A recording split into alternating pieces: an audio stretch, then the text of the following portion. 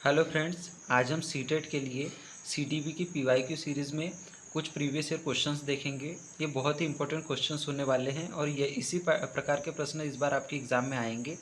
ये question previous year वाले हैं, कोई भी मैं आपको अपने मन से बनाकर क्वेश्चन नहीं दिखा रहा हूँ।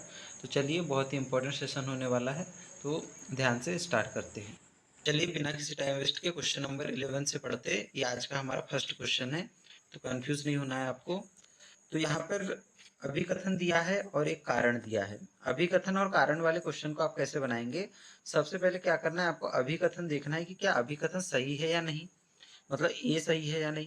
उसके बाद आपको देखना है कि कारण सही है या नहीं, मतलब कि आर सही है या नहीं। और फिर ये देखना है कि क्या कारण अभिकथन के लिए सही बैठ रहा है या नहीं बैठ रहा है।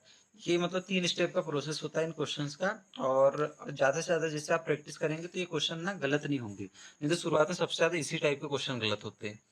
तो चलिए स्टार्ट करते हैं। सबसे पहला क्वेश्चन क्या बोल रहा है कि बच्चे किसी कार्य के परिणाम से यह निर्धारित करने की क्या वे अच्छे हैं या बुरे हैं, यह समझने की ओर प्रगति करते हैं कि नियम और कानून नम्य है और बदले जा सकते हैं। मतलब इसमें क्या बोल रहा है, सिंपल सी चीज कि सबसे पहले बच्चे क्या करेंगे, स्टार्टिंग में किसी भी कार्य के रिजल्ट को देखेंगे। मतलब कि किसी भी कार्य के रिजल्ट को देखेंगे और उसके हिसाब से क्या करेंगे, डिसाइड करेंगे कि कोई काम अच्छा है या बुरा है। ये मतलब क्या होगा, बच्चों का फर्स्ट स्टेप होगा। लेकिन धीरे धीरे जैसे बच्चों का ना मोरल डेवलपमेंट आगे बढ़ेगा तो बच्चे किस स्टेप में आ जाएंगे कि बच्चे क्या बोलेंगे कि जो लॉ है, मतलब जो कानून है, जो लॉ ऑर्डर है, इन सबको क्या हो सकता है, बदला जा सकता है। मतलब हर जो कानून लिखा हुआ है उसको जैसे का तैसे फॉलो करना ये भी जरूरी नहीं है। तो मतलब बच्चे क्या हो रहे, सबसे पहले तो शुरुआत में रिजल्ट पर फोकस करके उसको अच्छे या गलत की श्रेणी में डालते हैं और बाद में एक स्टेप आगे बढ़ते हैं और क्या बोलते हैं कि नहीं, कानून भी बदले जा सकते हैं, सिर्फ काम के रिजल्ट से डिपेंड नहीं करता, हो सकता है कि कानून ही गलत हो। मान के चलिए कि पहले क्या होता था कि एक लाठी चार्ज वाला कानून होता था कि जो प्रदर्शनकारी उन पर लाठी चार्ज कर दो। लेकिन हमारे क्रांतिकारियों ने क्या किया कि बोले उस कानून को ही चेंज कर दिया। ये नहीं देखा कि हम लाठी चार्ज का विरोध कर रहे हैं या समर्थन कर रहे हैं या फिर हम लोग ऐसे काम क्यों कर रहे हैं कि लाठी चार्ज हो रहा है। उन्होंने क्या किया, डायरेक्ट उनके कानून को ही क्वेश्चन कर दिया। तो इस चीज को समझना जरूरी कि बच्चे क्या हो रहे हैं, इसमें एक स्टेप आगे बढ़ रहे हैं। पहले वो अपने अपने खुद के काम के रिजल्ट के बारे में सोच रहे थे, बाद में उन्होंने क्या किया, रिजल्ट को किया साइड और बोला कि जिस कानून की हम डिस्कशन कर रहे हो वो हो सकता है वो भी तो गलत हो। तो इस चीज की यहाँ पर बात करी गई है। तो पहला पॉइंट तो हमको सही लग रहा है कि हाँ बिल्कुल कोहलबर्ग के अगर सिद्धांत के हिसाब से चलेंगे, क्योंकि पहला पॉइंट तो कोहलबर्ग के सिद्धांत से ही दिया गया है, तो ये बिल्कुल सही बात है कि बच्चा पहले क्या होता है, काम को रिजल्ट के हिसाब से बांट रहा होता है और बाद में क्या करता है, law law law and order in सब चीजों को भी क्या करता है, क्वेश्चन करना चालू कर देता है। तो अभी कथन तो हमारा सही है, मतलब ये हमारा राइट है। अब हम देखेंगे आर, आर सही है या गलत है। तो क्या दिया है कि कोहलबर्ग के अनुसार बच्चों का नैतिक विकास निरंतर होता है, न कि असतत। अब देखिए, निरंतर और असतत वाली जो डिबेट होती है ना, मतलब इसमें क्या हो गया कि अगर किसी मनोवैज्ञानिक ने ये मानना है कि जो विकास होगा ना उसमें कोई भी स्टेप नहीं होंगी, मतलब कोई भी उसमें स्टेजेस नहीं होंगी, तो इसका मतलब वही मान रहा है कि विकास क्या हो रहा है, सतत हो रहा है। मतलब क्या हो रहा है, विकास कॉन्टिन्यूस हो रहा है। ठीक है, मतलब कॉन्टिन्यूस जा रहा है। लेकिन अगर कोई मनोवैज्ञानिक ये मान रहा है कि जो चीजें हो स्टेजेस में घटित हो रही है, चीजें लेवल में घटित हो रही है, मतलब ये फर्स्ट लेवल हो गया, ये सेकंड लेवल हो गया, फिर उसके बाद उससे बड़ा थर्ड लेवल हो गया, मतलब क्रम से बच्चा अगर आगे बढ़ रहा है किसी मनोवैज्ञानिक के हिसाब से, तो मतलब वो समझ रहे हो कि वो क्या बोल रहा है कि विकास असतत हो रहा है। अब हम तो जानते हैं कि कोहलबर्ग ने क्या करा था, कोहलबर्ग ने कोई सतत तो माना नहीं था, मतलब कोई उन्होंने एकदम ऐसा कंटिन्यूस एक रेखा में चलने वाला तो माना नहीं था। उन्होंने क्या करी थी, तो सबसे पहले एक लेवल दिया, उसकी दो स्टेज बांटी, फिर सेकंड लेवल उसकी दो स्टेज, फिर थर्ड लेवल और उसकी फिर दो स्टेज। तो मतलब क्या हुआ, इन्होंने विकास को एक तरीके से असतत माना। तो यहाँ पे कथन तो सही निकल रहा है लेकिन जो कारण है ना वो गलत साबित हो रहा है। तो देखिए, ए सही है लेकिन क्या है, आर गलत है। तो हम कौन सा क्वेश्चन लगाएंगे, ऑप्शन नंबर 3, मतलब कि ए तो सही है लेकिन आर गलत है। अगर आपको कोई भी क्वेश्चन में मतलब इसमें कंफ्यूजन आया हो तो आप बता सकते हैं, बिल्कुल सिंपल है। मतलब बच्चे क्या होंगे इसमें, अभिकथन में बोल रहा है कि कार्य के परिणाम से निर्धारित करने के कि वो अच्छे या बुरे हैं, इससे आगे बढ़कर प्रगति करेंगे और क्या बोलेंगे कि नियम और कानून भी नम्य है, मतलब बदले जा सकते हैं, एडजस्टेबल है। और सेकंड स्टेप में क्या बोल रहा है कि कोहलबर्ग के अनुसार बच्चों का नैतिक विकास निरंतर होता है, जबकि गलत बात है, मतलब निरंतर होता है न कि असतत होता है, तो ये गलत बात है। मतलब असतत ही बताया था उन्होंने क्योंकि स्टेजेस में बांटा था। ठीक है, तो फर्स्ट क्वेश्चन समझ आ गया होगा। अब आगे बढ़ेंगे। अब देखिए क्वेश्चन नंबर हमारा जो इसके हिसाब से 12 और ऐसे तो हमारा सेकंड क्वेश्चन है। तो लेव वाइगोत्स्की के अनुसार संज्ञानात्मक विकास किसके द्वारा निर्देशित होता है? मतलब according to Lev Vygotsky cognitive development is guided by which of this factors. मतलब कि हमको ये बताना है कि मतलब लेव वाइगोत्स्की के अनुसार जो संज्ञानात्मक विकास के बारे में उन्होंने सिद्धांत दिया था, जिसको क्या बोलते हैं, सोशियो कल्चर थ्योरी बोलते हैं, उसके हिसाब से इनमें से कौन सा पॉइंट निम्न में से सही है। ठीक है, इस चीज की हम बात करेंगे। सबसे फर्स्ट पॉइंट क्या दिया है कि निजी वाक्य के रूप में भाषा द्वारा, मतलब उन्होंने क्या माना था कि कॉग्निटिव डेवलपमेंट है या फिर संज्ञानात्मक विकास है, किसके द्वारा मतलब गाइड होता है, तो निज वाक्य के रूप में, मतलब जो प्राइवेट स्पीच है उसके रूप में गाइडेड होता है। तो थोड़ा थोड़ा पॉइंट सही लग रहा है। या फिर अवधान और ध्यान केंद्रित करने की प्रक्रियाओं द्वारा, तो आप देखेंगे कि कहीं भी उन्होंने ना परसेप्शन या अटेंशन की बात करी ही नहीं है अपने सिद्धांत में, तो ये पॉइंट तो गलत हो जाएगा। ठीक है, अब समायोजन और समावेशन के द्वारा, यानी कि अजिमिलेशन और अकोमोडेशन, तो और स्कीमा की बात, देखिए थर्ड पॉइंट तो बिल्कुल गलत हो जाएगा, क्योंकि समायोजन समावेशन या स्कीमा की बात जो करी है वो जीन पियाजे ने करी है, और हम बात किसकी कर रहे हैं, लेवाइगोत्स की कर रहे हैं। और तीसरा क्या दिया है, पर्यावरण द्वारा दिए गए सकारात्मक एवं नकारात्मक पुनर्बलन द्वारा। तो ये जो पुनर्बलन शब्द है ना, इसको क्या बोला जाता है, री, ठीक है, री बोला जाता है। री के बारे में बताया किसने था, तो CMANT, ठीक है, इसकी स्पेलिंग लिख लेना। तो री के बारे में बताया था हमको स्किनर ने, ठीक है, और ये बिहेवियरिज्म का है, तो इससे भी इसका कोई संबंध नहीं है। हमारे पास में डिस्कशन किया किसका किया गया है, लेव वाइगोस्की का किया गया है। तो ठीक है, तो ये भी पॉइंट हमारा क्या हो जाता है, गलत हो जाता है। तो सबसे अच्छा पॉइंट कौन सा था हमारा, जो पॉइंट नंबर 1 था, मतलब इसमें क्या बोला गया कि लैंग्वेज, मतलब जो हमारी जो लैंग्वेज है, मतलब जो प्राइवेट स्पीच के रूप में रहती है, उसी वो क्या करती है, हमारे कॉग्निटिव डेवलपमेंट को गाइड करती है। क्योंकि सिंपल सी बात है, इन्होंने अपने थ्योरी में क्या बताया था कि जो प्राइवेट स्पीच होती है, प्राइवेट स्पीच बोले तो निज वाक जो होती है, या फिर जो निज वाक बोला जाता है, जीन पे जिसको आत्म केंद्रित वाक भी बोलते हैं। तो जो प्राइवेट स्पीच होती है वो क्या करती है, सेल्फ रेगुलेशन का काम करती है। मतलब एक बच्चा अगर अपने से बात कर करके कोई चीज कर रहा है कि ऐसे करता हूँ इस चीज को, या फिर इस खिलौने से ऐसे खेलूंगा, मम्मी को ये बोलूंगा, मतलब बोल बोल के करता है ना चीजों को, जो आप बाहर सुन भी सकते, तो उसी को क्या बोला जाता है, प्राइवेट स्पीच। और प्राइवेट स्पीच क्या काम करती है, बच्चे के जो भी कार्य है उनको निर्देशित करने का काम करती है। तो जो हमारा संज्ञानात्मक विकास है किसके द्वारा आगे बढ़ता है, या फिर किसके द्वारा गाइड किया जाता है, तो निज वाक्य के द्वारा किया जाता है। ठीक है, याद रखना है। बहुत सारे ऑप्शन तो आप ऐसे भी एलिमिनेट कर सकते हैं, जो उनके थ्योरी में दी नहीं है ना चीजें, वो उनकी इसमें कभी नहीं आएगी। मतलब अजिमुलेशन, अकोमोडेशन, जीन पियाजे की थ्योरी में तो कभी भी वाइगोत्स्की के बारे में ये सही होगा ही नहीं। ठीक है, अब इसके आगे बढ़ेंगे हम लोग। क्वेश्चन नंबर यहाँ पर 13 हम लोग देख लेते हैं। इसमें क्या लिखा है कि निम्न में से कौन सी बुद्धि लोगों को दूसरे के मनोभाव और भावनाओं को देखने, व्यक्त करने, समझने और नियंत्रित करने में मदद करती है। इंग्लिश में भी देख लीजिए, which of the following intelligence helps people to perceive, express, understand and regulate moods and feeling of others. ठीक है, तो मतलब इसमें क्या बोला गया है कि ऐसी कौन सी बुद्धि है, ये जो क्वेश्चन है किसका है, हार्वर्ड गार्डनर की थ्योरी से है। 8 प्रकार के इंटेलिजेंस मेनली बताई थी उन्होंने। तो इसमें हमको बताना है कि ये जो 4 ऑप्शन दी, इसमें से कौन सी प्रकार के इंटेलिजेंस की बात करी गई है। और मतलब किस चीज की बात, कि जो दूसरे के मनोभाव भावनाओं को देखने, व्यक्त करने, समझने को नियंत्रित करने में मदद करती है। मतलब कि हम दूसरे के भावनाओं को, दूसरे के विचारों को व्यक्त मतलब करने में या फिर देख सकने में सक्षम किस चीज से होते हैं।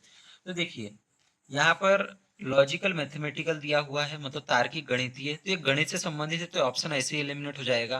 प्रकृतिवादी, प्रकृतिवादी मतलब जिसको नेचर का बहुत अच्छा ज्ञान होता है, या फिर जिसको नेचर के बारे में बहुत इंटरेस्ट होता है, तो इसको भी आप एलिमिनेट कर सकते हैं। ठीक है, 2 ऑप्शन एलिमिनेट हो गए।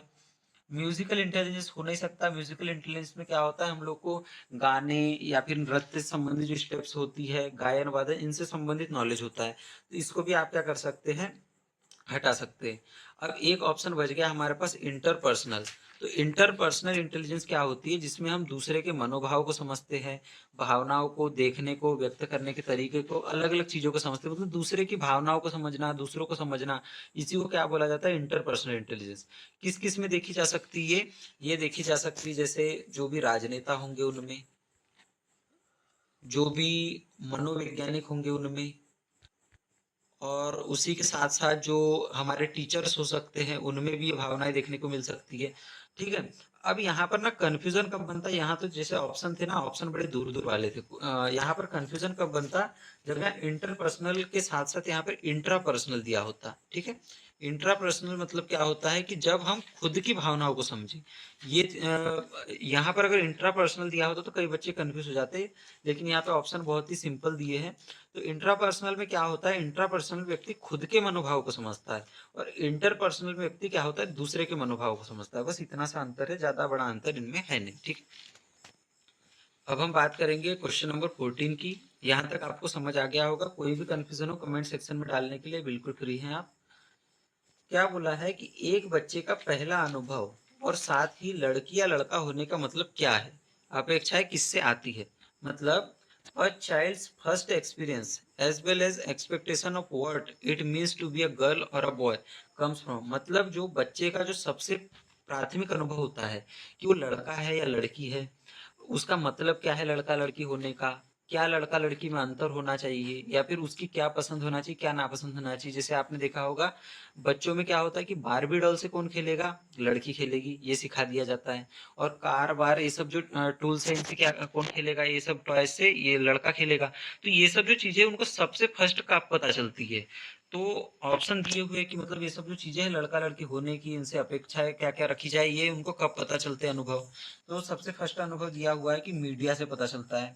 क्या पहले ही दिन बच्चा एकदम आज तक न्यूज खोलकर बैठ जाता है कि आज तक न्यूज पर देखेगा कि क्या लड़का लड़की वाला फर्क है और क्या उसको टॉयज खेलने चाहिए, बिल्कुल नहीं।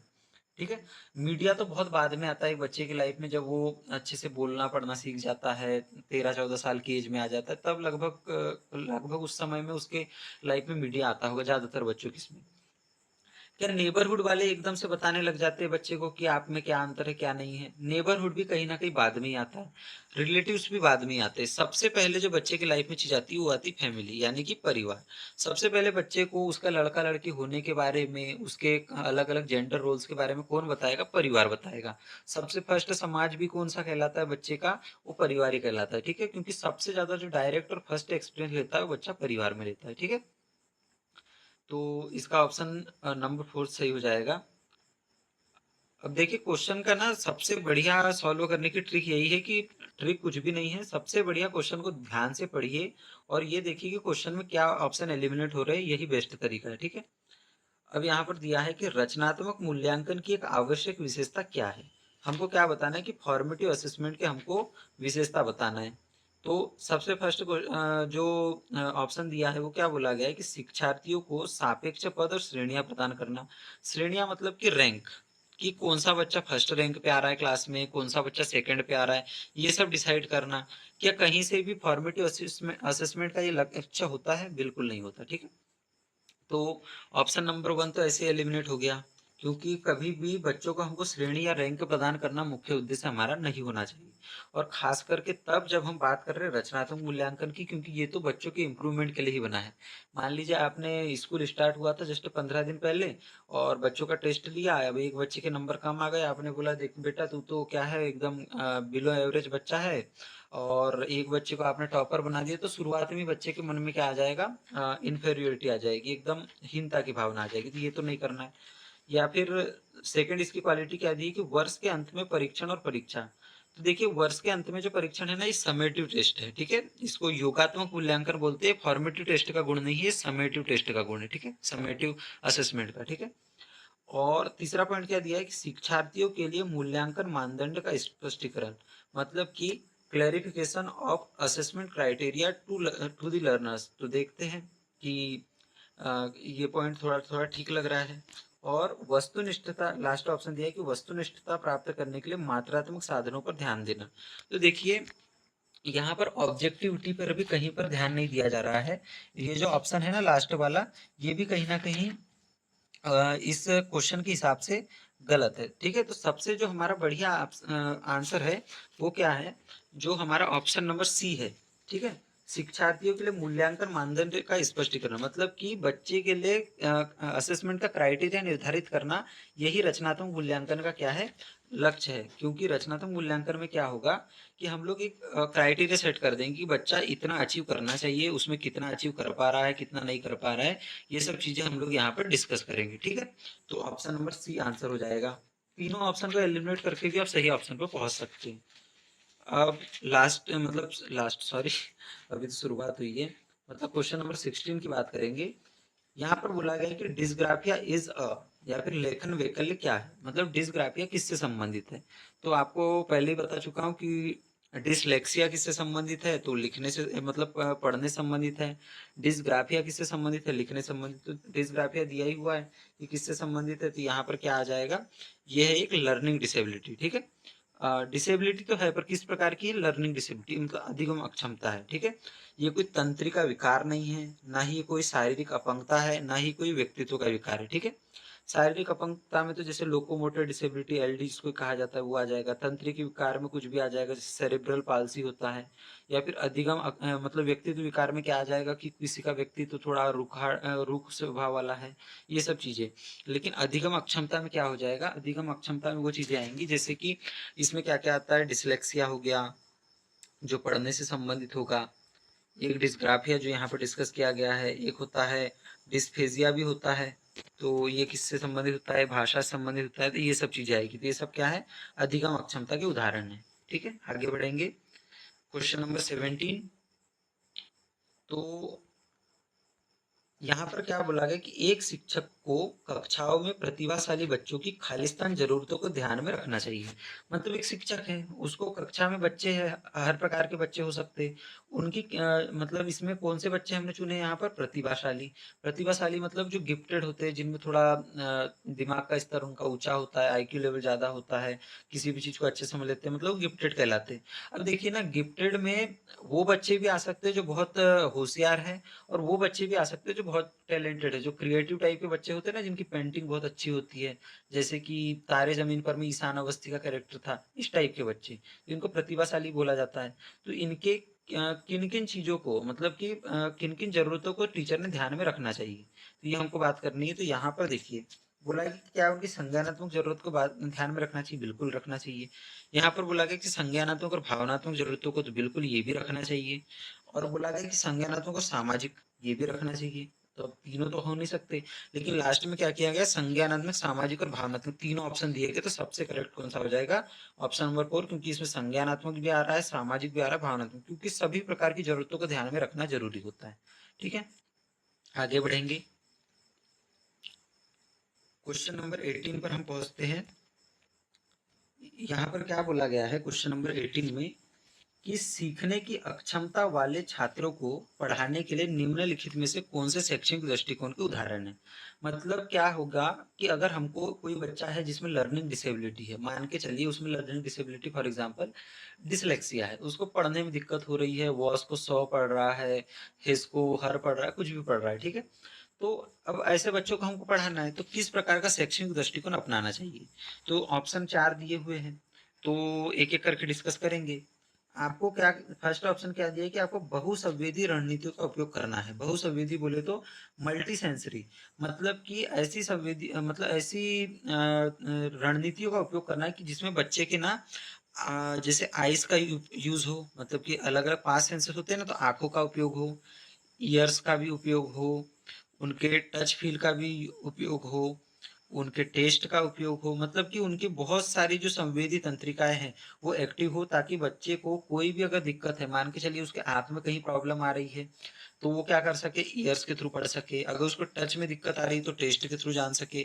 मतलब अलग अलग प्रकार की जब हम चीजों के थ्रू उनको पढ़ाएंगे तो बच्चे को उस चीज का अनुभव ज्यादा होगा। और खास करके वो बच्चे जिनको पढ़ने में थोड़ी दिक्कत हो रही है, या फिर जिनको पहले से ही अधिगम अक्षमता है, तो अगर उनको हम बहुत सारे सेंसेस का यूज करके पढ़ाएंगे ना, तो कनेक्शन ज्यादा होगा। उनका जो कनेक्शन बनेगा पढ़ाई के साथ, जो वो सीख रहे हैं विषय वस्तु के साथ, वो स्ट्रांग होगा, जिसकी वजह से वो चीजें उनको ज्यादा समय तक याद रहेगी, वो अच्छे से सीख पाएंगे। तो ये ऑप्शन एकदम करेक्ट हो जाएगा कि हाँ, बहुसंवेदी रणनीतियों का उपयोग होना चाहिए। सेकंड क्या बोल रहा है कि सीखने के मानकीकृत लक्ष्य का, मतलब सीखने का एक स्टैंडर्ड हमने सेट कर दिया कि बोले बच्चे ने कितने नंबर लाना चाहिए, 90% लाना चाहिए, या फिर 33% पे वो पास होना चाहिए। ये कोई भी स्टैंडर्ड हमने सेट कर दिया और अब उसके हिसाब से हमको पढ़ाना है, तो बिल्कुल गलत है। कभी भी बहुत ज्यादा स्टैंडर्डाइज हमको एजुकेशन को नहीं करना है। बच्चों के हिसाब से एजुकेशन को बदलना है, किसी स्टैंडर्ड के हिसाब से नहीं। ठीक है, तो स्टैंडर्डाइज लर्निंग गोल्स नहीं रखने। लचीले और अनुक्रमिक निर्देश रखने, मतलब कि फ्लेक्सिबल और सीक्वेंशियल। मतलब कि लचीले भी हो, मतलब गोल्स कैसे हो कि नम्य हो, मतलब अगर बच्चा उस चीज को नहीं सीख पा रहा है तो गोल्स को बच्चे के हिसाब से चेंज कर दिया जाए, सिलेबस को बच्चे के हिसाब से थोड़ा सा इंस्ट्रक्शंस को बदल दिया जाए बच्चे के हिसाब से। अब मान के चलिए कोई बच्चा है, उसको हियरिंग इम्पेयरमेंट है और आप कुछ बोलते जा रहे हो, बच्चे को समझ नहीं आ रहा है क्योंकि सुन ही नहीं पा रहा है। तो उसके हिसाब से आप उसको चेंज कर दीजिए अपने इंस्ट्रक्शन को। जो आप मतलब बोलने के फॉर्म में थे उसको क्या कर दीजिए, उसको लिखित रूप में कर दीजिए या फिर उसको दृश्य रूप में कर दीजिए। मतलब कि इसको क्या रखिए, फ्लेक्सिबल रखिए। तो बिल्कुल सही ऑप्शन है ये वाला। और क्या करिए, कार्यों को छोटे छोटे भागों में बांटना। मतलब आपने क्या कर दिया, टास्क को बहुत ही छोटे छोटे भाग में डिवाइड कर दिया, जिसकी वजह से क्या हुआ, बच्चे को उनको कैटर करना, उनको संभालना आसान हो गया। तो ये भी बिल्कुल सही है। तो देखिए, फर्स्ट, थर्ड और फोर्थ सही है। तो फर्स्ट, थर्ड और फोर्थ ऑप्शन नंबर 3। तो ऑप्शन नंबर 3 क्या हो जाएगा, हमारा आंसर हो जाएगा। ठीक है। अब हम बात करेंगे क्वेश्चन नंबर 19 की। अब यहाँ पर क्या बोला गया है, क्वेश्चन नंबर 19 में हमको दिया हुआ है किसके बारे में, ऑटिज्म स्पेक्ट्रम डिसऑर्डर के बारे में, जिसको कि क्या कहा जाता है, स्वलीन क्रम विकार, ऑटिज्म स्पेक्ट्रम डिसऑर्डर। ठीक है। तो इसके बारे में हम लोग पढ़ेंगे। तो यहाँ पर क्या बोला गया क्वेश्चन में, स्वलीन क्रम विकार के बारे में निम्न में से कौन सा कथन सही है। मतलब which statement is correct about autism spectrum disorder. मतलब कि ऑटिज्म स्पेक्ट्रम डिसऑर्डर क्या होता है, ये एक मानसिक विकार होता है जो थोड़ा न्यूरोलॉजिकल कनेक्शन की वजह से होता है, न्यूरोलॉजिकल कनेक्शन में कुछ गड़बड़ी आने की वजह से हो जाता है। इसमें क्या होगा कि बच्चे का जो अपने लैंग्वेज में पकड़ थोड़ी कमजोर हो जाएगी, बच्चे को थोड़ा संवाद करने में दिक्कत होगी। ठीक है। और बड़े ही रेपिटेटिव एक्शन करेगा, एक ही चीज को बार बार दोहराएगा। उसके हाथ वाथ, मतलब उनको बोलने में भी ना, आई कांटेक्ट करने में भी बड़ी दिक्कतें होती है। तो इसको बोला जाता है ऑटिज्म स्पेक्ट्रम डिसऑर्डर। इसके कौन कौन से गुण हैं, कौन कौन से कथन इसके बारे में सही है, हमको पता करना है। ठीक है। तो स्वलीन क्रम विकार से जूझ रहे बच्चे में उत्कृष्ट संचार कौशल होता है, लेकिन याददाश्त तो बहुत कमजोर होती है। मतलब children with autism spectrum disorder have excellent communication skill. देखिए यही गलत हो गया, एक्सीलेंट कम्युनिकेशन स्किल्स नहीं होती, बहुत ही ज्यादा पुअर कम्युनिकेशन स्किल होती है। मतलब बच्चे अच्छे से आई कांटेक्ट नहीं कर पाते जिनको ये समस्या होती है। तो देखिए पहला ऑप्शन तो यही गलत हो गया। ठीक है। संवेदी एकीकरण और विनियमन स्वलीन क्रम विकार से जूझ रहे बच्चों की मदद करते हैं। मतलब कि सेंसरी इंटीग्रेशन, मतलब सेंसरी इंटीग्रेशन मतलब इसके पहले जो हमने बात करी कि अलग अलग सेंसेस को जोड़कर पढ़ाना, कि ऐसी किसी चीज से पढ़ा रहे कि जिसमें दृश्य भी हो, जिसमें श्रव्य भी हो, जिसमें बोल भी रहा हो व्यक्ति, सुन भी रहा हो, जिसमें वो टच भी कर रहा हो, हैंड्स ऑन एक्टिविटी कर रहा हो, मतलब बहुत सारी संवेदी तंत्रिकाओं का उपयोग हो रहा हो। तो ये चीज हेल्प करेगी। विनियमन स्वलीन क्रम विकार से जूझ रहे बच्चों की मदद करता है, बिल्कुल करता है। ये ऑप्शन सही लग रहा है। स्वलीन क्रम विकार में मुख्य रूप से सुनने की क्षमता प्रभावित होती है, बिल्कुल नहीं, ये कोई हियरिंग इम्पेयरमेंट नहीं है जिसमें सुनने की क्षमता प्रभावित होती है, मुख्यतः इसमें कम्युनिकेशन की क्षमता प्रभावित होती है। ठीक है। और फोर्थ ऑप्शन क्या दिया है कि स्वलीन क्रम विकार से जूझ रहे बच्चे हर दिन नई उत्तेजनाओं के लिए प्राथमिकता प्रदर्शित करते हैं। मतलब कि children with autism spectrum disorder exhibit a preference for new stimuli everyday.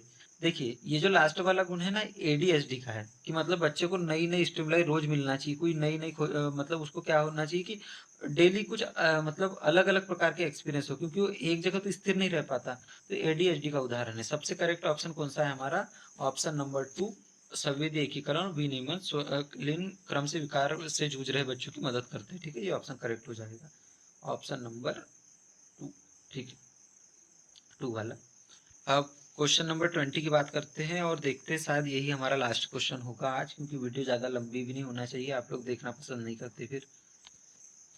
क्या बोला गया कि समावेशी व्यवस्था में पढ़ाते समय यह महत्वपूर्ण है कि शिक्षक विविधता को प्रभावी शिक्षण के बाधा के रूप में देखें। क्या बोला गया कि समावेशी शिक्षा की बात करेगी। समावेशी व्यवस्था मतलब समावेशी व्यवस्था बोले तो कि सभी बच्चों को लेकर चल रहे हैं, ऐसा बच्चा जो विशेष आवश्यकता वाला बच्चा है, स्पेशली एबल्ड है, उसको भी लेकर चल रहे हैं, प्रतिभाशाली बच्चा है उसको भी लेकर चल रहे हैं, कोई एवरेज बच्चा है उसको भी लेकर चल रहे हैं। तो ये पढ़ाते समय महत्वपूर्ण क्या है, मतलब शिक्षक के लिए क्या चीज महत्वपूर्ण है, ये बात करी गई है कि विविधता को प्रभावी शिक्षण में बाधा के रूप में देखिए। विविधता बोले तो डाइवर्सिटी, डाइवर्सिटी को क्या करे, एक ऑब्स्टेकल यानी कि एक समस्या के रूप में देखे, बिल्कुल गलत बात। विविधता को कभी भी समस्या के रूप में नहीं देखना है, संसाधन के रूप में देखना है। आपको ये अच्छी चीज माननी है कि क्लास में अगर विविध बैकग्राउंड से बच्चे थे, अच्छी चीज है उल्टी क्लास के लिए। ठीक है, तो पहला ऑप्शन गलत। अपने स्वयं के अंतर्निहित और पूर्वकल्पित पूर्वाग्रहों की लगातार जांच करते रहना चाहिए। मतलब कि एग्जामिन करते रहिए अपने जो भी प्री कंसीव्ड बायस है। मतलब कि हमने मान के चलिए अपने दिमाग में पूर्वाग्रह बना के रख लिया है कि लड़कियां तो पढ़ाई में कमजोर होती है, ठीक है, और लड़कियों को तो कुछ नहीं आता। अब हम जब क्लास में पढ़ाएंगे ना, तो हम भी उसी हिसाब से पढ़ाएंगे कि चलो लड़कियों को तो कुछ नहीं आता, ना उनको मौका देंगे बोलने का। अगर उनको कुछ आएगा भी ना, तो हम सोचेंगे कि नहीं चलो भाई ये तो तुक्का मार दिया होगा। इस टाइप से तो बच्चे की परफॉर्मेंस से बिगड़ेगी, उनको वो डिमोटिवेट होंगे। तो हमको जरूर ये देखना चाहिए कि हम लगातार अपने पूर्वाग्रहों की जांच करते रहे कि कहीं हम स्पेशली एबल्ड बच्चों के लिए तो कहीं पूर्वाग्रह नहीं दिखा रहे, या फिर कहीं लड़कियों के लिए, या फिर कहीं बिलो एवरेज बच्चों के लिए। तो ये सब चीजें देखते रहना चाहिए, ठीक है। तो ये ऑप्शन सही लग रहा है। विशेष बच्चों को जरूरतमंद और दूसरों को निर्भर समझे। जो भी स्पेशल चिल्ड्रन है, स्पेशल चिल्ड्रन मतलब कि जिनको लोकोमोटर डिसेबिलिटी है, या कोई भी प्रकार के ऐसे चीज है जो उनको बाकी बच्चों से अलग कर रही है, तो उनको क्या करे, हमेशा जरूरतमंद समझे और दूसरों पर निर्भर समझे। मान के चलिए कोई लोकोमोटर डिसेबिलिटी वाला बच्चा है, तो आप उसको क्या सोच रहे हैं, ये बच्चा तो दूसरों पर ही टिका रहेगा, दूसरे की मदद के बिना कुछ नहीं कर पाएगा। ये स्वभाव कभी नहीं रखना है। हर बच्चा अपने आप में यूनिक है। हो सकता है वो पर्टिकुलर टास्क नहीं कर पा रहा हो, लेकिन वो कोई अन्य टास्क बहुत अच्छे से कर पाए। हम ऐसे बहुत सारी एग्जाम्पल देखते हैं। जैसे हम लोग पैरा ओलंपिक में देखते हैं कि अवनी लेखरा जी, जो कि क्या है, स्पेशली एबल्ड है, ठीक है, वो सामान्य व्यक्तियों की तरह नहीं है, लेकिन कई बार उन्होंने क्या किया है, ओलंपिक में गोल्ड मेडल जीते। तो एक अलग तरीके से एबल्ड है। ये चीजों को मानकर चलना है। और लास्ट ऑप्शन क्या दिया है कि सभी शिक्षार्थियों के लिए समान पाठ्यक्रम रखे और समान शिक्षा शास्त्र। मतलब कोई भी बच्चा हो, उसकी क्षमता कैसी भी हो, उसके लिए एक समान पाठ्यक्रम बना दो कि बोले बेटा यही यही चीजें पढ़नी है, बच्चे को समझ आ रहा है नहीं आ रहा है उससे कोई मतलब नहीं। तो ये चीजें भी नहीं करनी है। ऑप्शन नंबर हमारा क्या हो जाएगा, सेकंड करेक्ट हो जाएगा। अपने स्वयं के अंतर्निहित और पूर्वकल्पित पूर्वाग्रहों की लगातार जांच करते रहिए। कहीं आप में कोई बायस तो नहीं है, कोई आप में प्री कंसीव्ड नोशन तो नहीं है। इन चीजों की आपको जांच करते रहना है। ठीक है दोस्तों, अब इसके आगे की वीडियो हम लोग इसके आगे के जो क्वेश्चन है हम बाद में डिस्कस करेंगे। ठीक है। अगर आपको अच्छे से अच्छा स्कोर करना है तो चैनल को लगातार देखिए। थैंक यू फ्रेंड्स, यहाँ तक वीडियो देखने के लिए। हो सके तो चैनल को सब्सक्राइब भी कर दीजिएगा। Thank you.